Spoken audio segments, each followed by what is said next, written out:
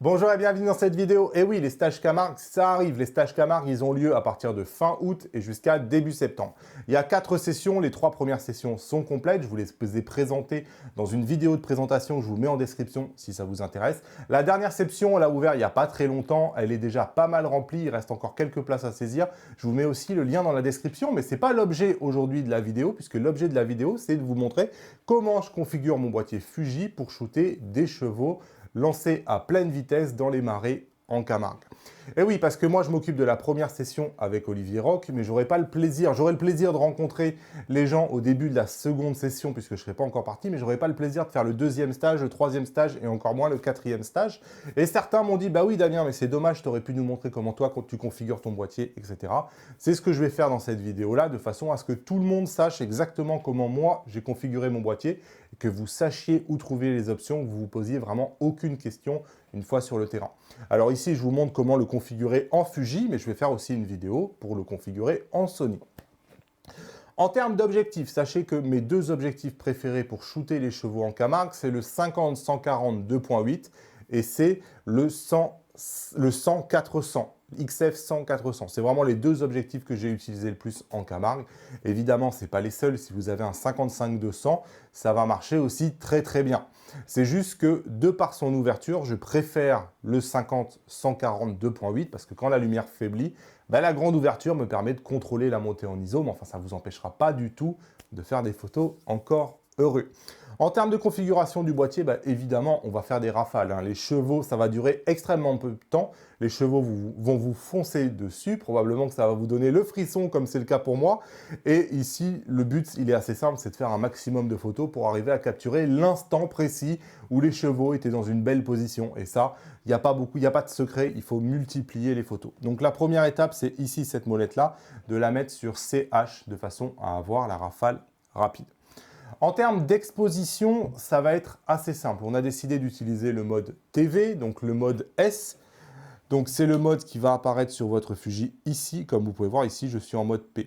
Je suis en mode P parce que pour passer en mode vitesse, il faut tout simplement choisir une vitesse.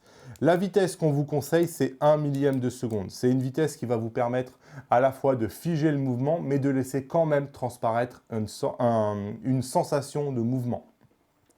Donc 1 millième de seconde probablement en début de shoot, c'est la vitesse vraiment de sécurité. Et une fois que la lumière descend un peu plus, on peut se permettre d'aller à 1/500e de seconde. Ça laisse un tout petit peu plus de marge pour avoir du flou de mouvement, mais quelque part, ça évite de monter trop dans les ISO. Donc vraiment, c'est les deux vitesses avec lesquelles on va jouer. 1 millième de seconde en priorité et 1/500e de seconde lorsque la vitesse faiblit. Donc, une fois que vous avez changé la vitesse, comme vous pouvez voir sur votre Fuji, vous êtes ici en mode S. Il n'y a absolument rien d'autre à toucher.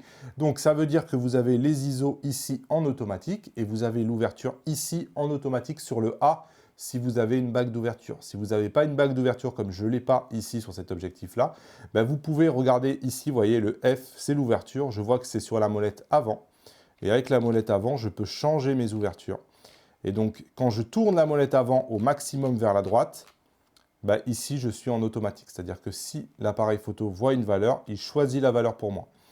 Donc, c'est comme ça que vous allez être en mode S. ISO en auto, ouverture en automatique, et vous allez régler uniquement la vitesse pour que le problème soit suffisamment simple à traiter pour vous sur le terrain. Donc, en termes d'exposition, c'est vraiment la seule chose que vous allez faire. Vous allez vérifier que votre correction d'exposition est bien sûr 0.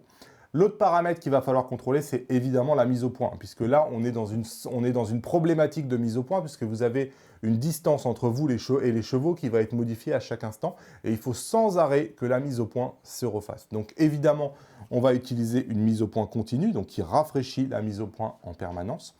Et cette mise au point-là, on va en plus essayer de la configurer. Donc on va aller dans les menus, et on va aller se mettre dans le menu AF, menu mise au point. Donc moi, j'utilise personnellement le mode tous. Vous pourrez aussi vous mettre en mode zone. C'est-à-dire que le type de collimateur que je vous conseille, c'est la petite zone. Donc ici, quand je suis en mode tous, avec la molette arrière, je peux changer la taille. Donc ici, j'ai appuyé sur le joystick pour avoir la grille. Hop, et une fois que j'ai la grille, je peux changer la taille de mon collimateur. Moi, j'utilise la petite zone qui est connue chez Fuji pour être celle qui est la plus efficace en termes d'autofocus, en termes de rapidité.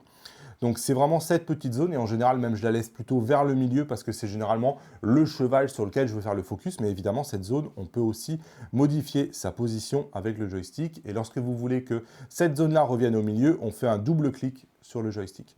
Donc retour dans les menus, donc je suis bien en mode All. Ici en termes de réglage personnalisé, ça n'a pas d'importance, donc vous ne prenez pas la tête avec ça. En termes de points, moi ici, comme vous pouvez voir, je suis en 117 points. Et je fais attention à vérifier que je n'ai pas de détection des yeux qui est activée. Il ne faudrait pas que l'appareil photo cherche à détecter les yeux des animaux. Chez Fuji, on n'a pas de détection des yeux des animaux. Ça ne sert à rien que l'appareil photo calcule en permanence en essayant de chercher des visages là où il n'y en a pas. Donc veillez bien à ce que ce détection des visages soit bien sur non. L'autre chose à vérifier, c'est que vous êtes en mode boost. C'est-à-dire que le mode boost, c'est un mode qui va permettre à votre appareil photo, au détriment de l'autonomie et de la batterie, de vous donner les meilleures performances. Là, on en a besoin vraiment. Avec un shooting où des chevaux vous foncent dessus, on a besoin que l'appareil photo rafraîchisse au maximum. Donc pour ça, on va ici dans le menu paramétrage, on va aller dans gestion de l'alimentation. Et vous allez trouver ici dans performance le mode boost. Donc je vous invite à aller dans le mode boost. Et en plus à préciser, si vous êtes sur un XT4, le réglage du boost. Et je vous conseille de le mettre en fréquence d'image EVS qui va vous permettre d'avoir un viseur plus fluide avec une animation des chevaux qui va être beaucoup plus sympa à regarder dans le viseur que si vous n'aviez pas fait ce boost-là. Autre précision, vous pourriez être tenté au niveau du menu autofocus de changer de mettre un mode de tracking, c'est quelque chose que je vous déconseille. Donc ici, on pourrait croire que le mode suivi va vous donner de meilleurs résultats. Vraiment, là, les chevaux, ils vous foncent droit dessus. Il ne faut surtout pas que l'appareil photo essaye de traquer quoi que ce soit. Il ferait n'importe quoi. Donc vraiment, vous vous contentez d'être sur une petite zone et c'est comme ça que vous aurez les meilleures performances sur votre Fuji. Les autres choses qu'il ne faut vraiment pas oublier, moi je vous conseille de vous rester en mode obturateur mécanique. Là aussi, on est sur quelque chose qui bouge très très vite, on n'a pas envie de jouer avec l'obturateur électronique. Si vous ne savez pas quels sont les défauts de l'obturateur électronique, je vous mets une vidéo aussi en référence pour comprendre. En tout cas, ce qu'il faut vérifier, c'est que dans le menu configuration de prise de vue, vous allez ici dans le type de déclencheur, et dans le type de déclencheur, vous veillez à ce que vous soyez bien en obturateur mécanique. C'est vraiment ça que je vous conseille. Ensuite, vous avez la possibilité de choisir. Est-ce que vous voulez faire du JPG ou est-ce que vous voulez faire du RAW? Donc c'est dans le menu IQ, qualité d'image. Moi, je vous conseille de prendre au moins le fichier RAW. Si vraiment vous voulez des JPG, vous faites Fine plus RAW. Mais vraiment, dans le cadre du stage, je vous conseille au moins d'avoir un fichier RAW sur lequel on va pouvoir vous permettre peut-être de vous montrer que vraiment il y a un intérêt à utiliser le fichier RAW. Donc ayez-le, sinon vous allez probablement le regretter. On l'a vu de nombreuses fois. Donc au minimum Fine plus RAW, c'est-à-dire JPG plus RAW ou alors RAW uniquement. Et justement, on en vient à la balance des blancs. La balance des blancs, si vous êtes au format RAW, vous n'êtes pas obligé de la fixer et vous pouvez rester en balance des blancs automatique, ce n'est pas gênant. Par contre, si vous décidez que vous êtes contre le post-traitement et que vous voulez du JPEG et que vous voulez une image finale tout de suite, à ce moment-là, il faut vraiment aller dans la balance des blancs parce qu'il faut être sûr qu'il ne fasse pas n'importe quoi. Donc dans la page 2, ici dans le menu Wiki, j'ai balance des blancs et à ce moment-là, on vous conseille plutôt de se mettre en mode lumière du jour. Donc hop, et comme ça, vous restez sur lumière du jour pour toute la durée du shoot. Si vous êtes en fichier RAW, on estime que ce n'est pas utile. Autre chose à vérifier, la stabilisation. Si votre capteur est stabilisé comme ce XT4, vérifiez qu'elle est bien activée. Donc à ce moment-là, on va aller dans les menus. On va aller dans le menu avec la petite molette. Non, pardon, on va aller dans le menu configuration de prise de vue. Et on va aller trouver stabilisation. Moi, je vous conseille photo uniquement, qui est la stabilisation qui marche le mieux. Sauf si vraiment vous trouvez que dans le viseur, ça bouge beaucoup trop. Et à ce moment-là, vous êtes dans toujours actif. Mais généralement, photo uniquement, ça suffit largement. Si vous avez une stabilisation sur l'objectif, veillez bien aussi à ce que le petit bouton sur l'objectif soit bien sur OIS égale ON. Parce que sinon, vous avez la stabilisation qui est désactivée. Donc ça, c'est les petites choses auxquelles il faut penser. Et après, écoutez, moi j'estime que votre boîtier, il est 100% configuré. Il n'y a vraiment plus qu'à profiter du moment et se concentrer sur la composition. Vérifiez bien votre horizontalité. Donc à ce moment-là, il faut que votre niveau soit activé. Vous voyez, le niveau, c'est la barre qui est ici. Donc s'il n'est pas activé, n'hésitez pas à aller dans les menus, comme vous pouvez voir ici. Vous allez dans le menu paramétrage, configuration de l'écran, et vous allez trouver affiche règles perso. et vous allez cliquer ici niveau électronique. C'est comme ça que vous allez avoir le niveau. C'est vraiment les petits trucs qui vont faire que ça va vous permettre de faire des meilleures photos. Si vous ne voyez pas le niveau, vous voyez, moi j'ai l'habitude d'avoir ma ligne verte. Et quand ma ligne n'est pas verte, j'ai tendance automatiquement à me corriger et à chercher à ce que ma ligne soit verte. Donc vraiment, pensez quand même à avoir le niveau. Pour le reste, en bonus de cette vidéo, pensez aux batteries. Ça peut paraître bête, mais pensez qu'on va vraiment utiliser l'appareil photo. On va faire des rafales de fou. Donc, à ce moment-là, ayez des batteries. Ayez au moins toujours une batterie de rechange. Ça serait dommage d'être devant les chevaux et de vous retrouver à court de batterie. Donc, au moins une batterie de secours. Attention aussi aux cartes mémoire. Si vous avez un XT3 ou un XT4, ils sont capables de faire des rafales extrêmement rapides si et seulement si vous avez une carte au moins qui est UHS 2. Donc, une carte UHS 2, idéalement, avec quasiment du 300 en écriture. Donc, c'est vraiment les vitesses de carte SD les plus rapides. Donc, vérifiez bien ça, que vous avez une carte SD qui est rapide. Moi, j'utilise la gamme Sony-TOF. Pour moi, c'est vraiment ce qui se fait de mieux aujourd'hui sur le marché. Je recommande absolument plus aucune autre carte SD. Les cartes SD, elles sont en plastique, elles se cassent. J'en ai cassé des SanDisk, vraiment des valises. Ok, je ne suis pas précautionneux, je les utilise beaucoup. Mais vraiment, moi, depuis que j'ai des Sony-TOF, j'en ai pas cassé une seule. Donc, pour moi, c'est devenu la référence sur le marché. En termes de taille de carte, je vous conseille 16 Go minimum, idéalement dans les 32 Go. Comme ça, vraiment, vous êtes large, vous êtes tranquille. On va enchaîner. C'est un stage où on fait énormément de photos car on multiplie les rafales. Veillez aussi, si votre carte SD à un moment donné est complète, à avoir quelque chose pour pouvoir vider la carte SD. Vous ne vous retrouvez pas bloqué avec une carte SD qui est pleine. On peut vraiment se faire surprendre en Camargue. C'est arrivé même à des professionnels. On shoot énormément. On va avoir des oiseaux.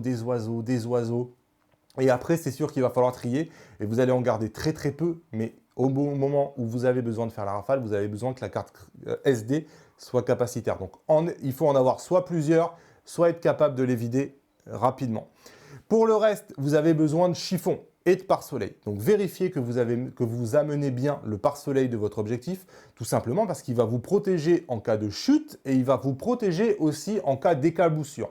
Et des éclaboussures en Camargue, on va en prendre énormément. Moi, mes boîtiers, il n'y a pas un endroit où ils se salissent plus qu'en Camargue. Vous allez voir, les chevaux passent entre les photographes. Et au moment où les chevaux passent, ils en ont rien à foutre qu'on ait du matériel.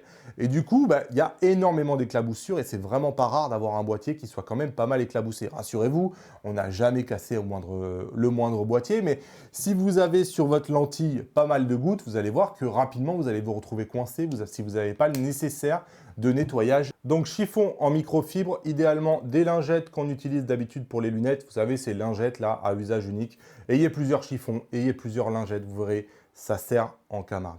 De même que le pare-soleil, n'oubliez pas votre pare-soleil, il vous protège des éclaboussures latérales. Donc lui aussi, il finalement diminue la quantité de projection que vous pouvez avoir sur la lentille frontale. Vous allez voir que vous me remercierez de vous avoir dit de mettre le pare-soleil. Voilà ce que j'avais à vous dire. Je vous attends en Camargue. Pour ceux qui voudraient se décider en dernière minute, je ne sais pas s'il reste encore des places pour la 4e session. Vous pouvez aller voir sur le site de voyagephoto.com. Elle se remplit très vite. On vient vraiment de la mettre en dernière minute parce que les 3 premières sessions étaient complètes. Donc, il faut aller voir. Merci à tous et moi, je vous dis à bientôt dans une nouvelle vidéo. Salut!